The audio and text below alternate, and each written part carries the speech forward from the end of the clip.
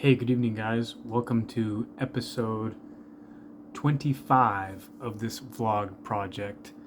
I plan on talking about this book, The Constitution of Liberty by F.A. Hayek.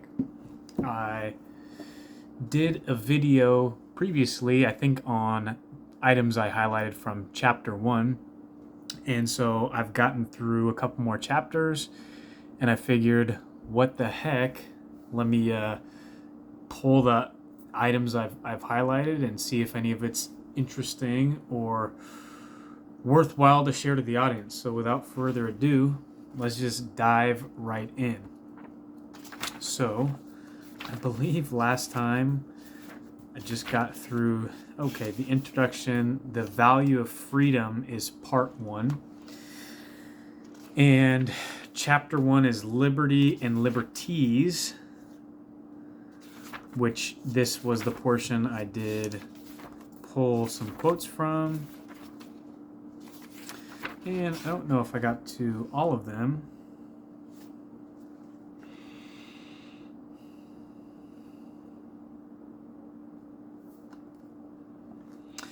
So I think one worth hitting on again, I actually did a TikTok about this one and figured it is that important that I'm going to go ahead and share it again here. So the quote is, here we go. This part's talking about slavery, ancient Greece, and there was, so this is about ancient Greece, saying the numerous decrees for freeing of slaves that have been found give us a clear picture of the essentials. There were 4 rights which the attainment of freedom regularly conferred.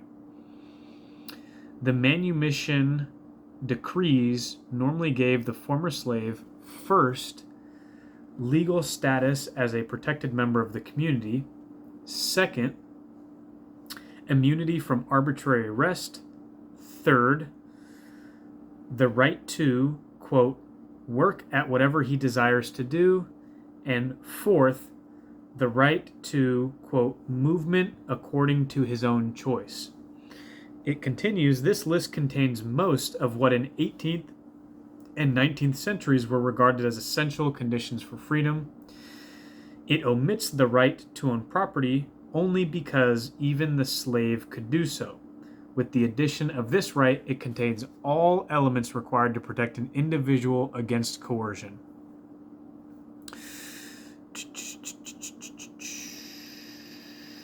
So, and I think he goes on to explain why that would be the case. But I mean, if you go down the list, if you're a legally protected member of the community, you're immune to arbitrary arrest, you're able to work at whatever you desire to do, and you have the right to move around at your own choice and the right to own property, those are conditions for freedom. Those are conditions to where you can build your own life and not be beholden to anyone else or to some authority or some tyrannical source. So that was a very interesting portion to me because it really clearly lays out, hey, what is not a necessary condition for an individual to be free, and what is a necessary condition. So, and it's kind of interesting because kind of along other things that I've been learning, it seems like some of these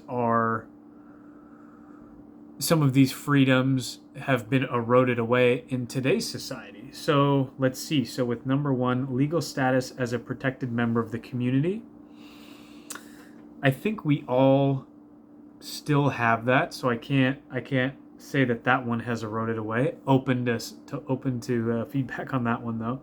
Second, immunity from arbitrary arrest.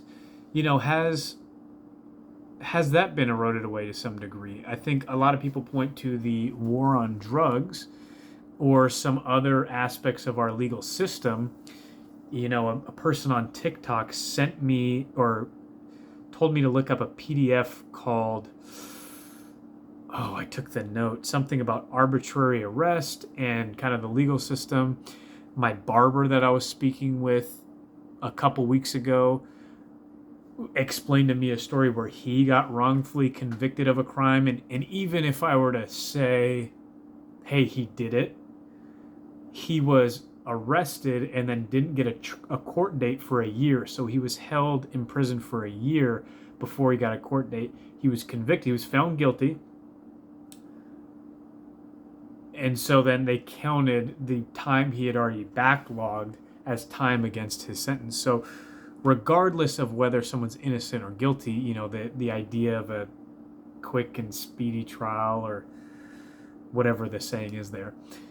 So regardless, I think, someone who's a lot more well-versed on the subject than me might make a case that, hey, our immunity from arbitrary arrest maybe has been eroded away over the years.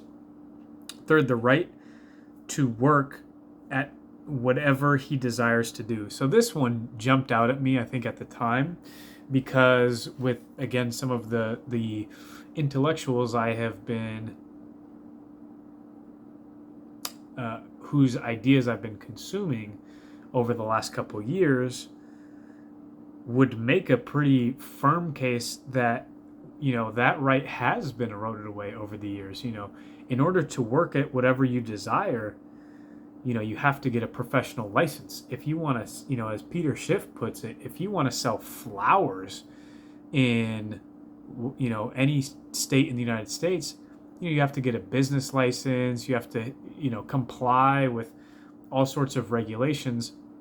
And definitely if you want to practice law, practice medicine,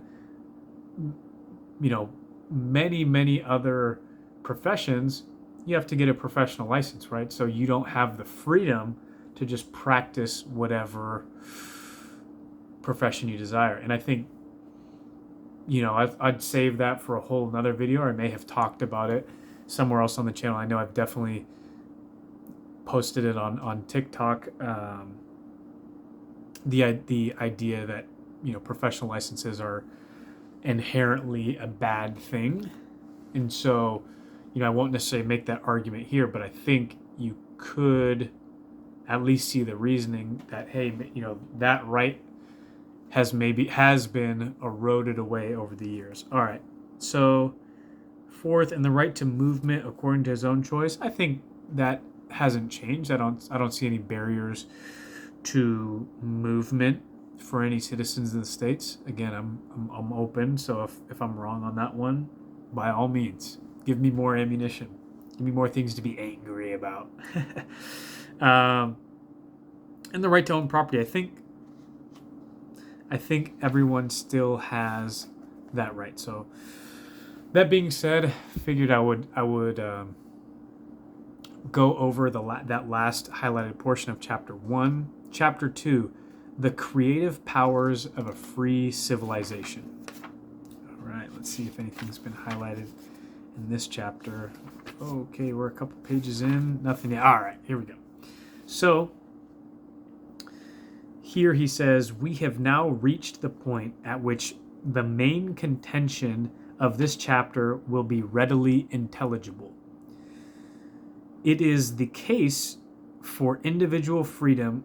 It is that the case for individual freedom rests chiefly on the recognition of the inevitable ignorance of all of us concerning a great many of the factors on which the achievement of our ends and welfare depends.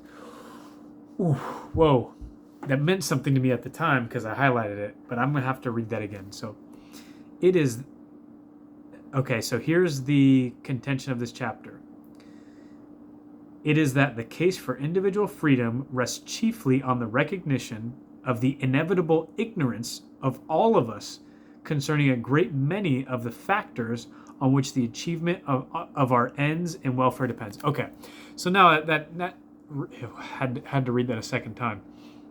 But essentially what he's talking about, so the creative powers of a free civilization, if it's in this chapter where he's talking about, what is, what is knowledge? What are the limits of human knowledge? What are the limits of scientific knowledge?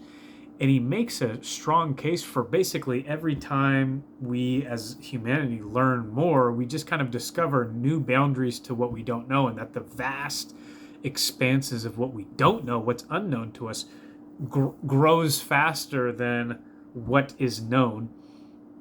And so that idea being that if we try to plan society and we try to plan progress in an intelligible way, we will hinder progress and will hinder the benefit to ourselves, because no one could possibly conceive of what future innovations or what creative free people will do that we will all benefit from. And he talks about it's in these little pockets of society. That's why the maximum amount of freedom is a good thing, because he talks about a way where it pops up in these ways that you don't necessarily expect, for freedom to contribute to the, as he puts it, the achievement of our ends, and in ways that welfare depends. So I think you can look at any invention or progress, and the people 20, 30, 40 years prior to that would probably have never even conceived of that new technology coming out. And it's only by giving the maximum freedom that you open the door for people to innovate and be creative. And I think a relevant point on this is a guy I watched pretty attentively what was out there of him speaking a handful of years ago, is a guy named Peter Thiel. So he was a business partner of Elon Musk's. He was one of the founders of PayPal and is an angel investor. And he makes a very interesting case and made an interesting case for the stagnation of technology in the US. And the tagline for his angel investing company was something along the lines of, we were promised flying cars and instead we got 140 characters. And I've heard him make the case that, hey, in medicine and automobile and travel, and I mean all, he goes industry by industry and talks about the massive stagnation since about the 70s is what he describes. The only area that has continued in an exponential growth or made massive leaps and bounds is the information and technology industry. And I believe he makes the claim that, hey, this is the least regulated arena, and so it allows for some innovation and the profit incentive to guide people's actions and allow people to innovate, whereas these other industries are weighed down by a massive regulatory burden. So moving right along, the next highlight, Hayek says, it is because every individual knows so little, and in particular because we rarely know which of us knows best, that we trust the independent and competitive efforts of many to induce the emergence of what we shall want when we see it. Next quote, it is because freedom means the renunciation of direct control of individual efforts that a free society can make use of so much more knowledge than the mind of the wisest ruler could comprehend. So again, making the case that complex voluntary arrangements in a free society allow humanity to solve problems and create solutions to the world's problems in a much more robust way than even the wisest ruler. So one person's mind just can't even possibly conceive of, and this is the whole problem with the arrangement today, where you have a small group of a political class in Washington, D.C., with, let's say maybe a few hundred or a few thousand of these people milling about in Washington, D.C., making decisions and guiding the actions of 300 plus million people, or attempting to. And so each time that they put a rule or a regulation or create an agency or compliance or spend our resources, you're hindering and hampering those other 300 million people that, if left to their own devices and given the freedom to follow their own interests, could do a much better job. So let's see. Okay, moving right along. He says, the instinct that makes us revolt against any physical restraint, though a helpful ally, is not always a safe guide for justifying or delimiting freedom. What is important is not what freedom I personally would like to exercise, but what freedom some person may need in order to do things beneficial to society. This freedom we can assure to the unknown person only by giving to all. So again, this is the case for giving hundreds of millions of people as the maximum freedom possible is going to allow that small minority, that few hundred, the thousand, the few thousand, the 100,000 innovators or people who just stumble upon some necessary discovery or invention or collaboration to push society forward that we're all going to benefit from. You can only do that if you give people the maximum freedom. So, okay, continuing on. The argument for liberty is not an argument against organization, which is one of the most powerful means that human reason can employ, but an argument against all exclusive, privileged, monopolistic organization, against the use of coercion to prevent others from trying to do better. Every organization is based on given knowledge. Organization means commitment to a particular aim and to particular methods, but even organization designed to increase knowledge will be effective only insofar as the knowledge and beliefs on which its design rests are true. So again, and this is, I think, a problem I pointed out with Michael Malice's interview with Jordan Peterson, was he seemed to, not strongly differentiate the difference between, in supporting voluntary arrangements and organizations and cooperation between people and free citizens versus the government subsidized, government enforced, coercive institutions that are, either Frankenstein's created by the government or agencies of the government themselves. So again, I think that I highlighted that point because it points out again that organization is a good thing. It absolutely can be a good thing. And that being said, for whatever reason, my phone is giving me a stop timer at 20 minutes. I don't know if I'm running out of storage or what the deal is. So I'm going to call it good. We did the end of chapter 1, and then we did chapter 2 tonight, the common sense of progress, which there was a lot more really, really good stuff in this. And I've enjoyed this book so far. Yeah, so we did 2 and 3 tonight. The creative powers of a free civilization. And then, did we do the common sense of progress?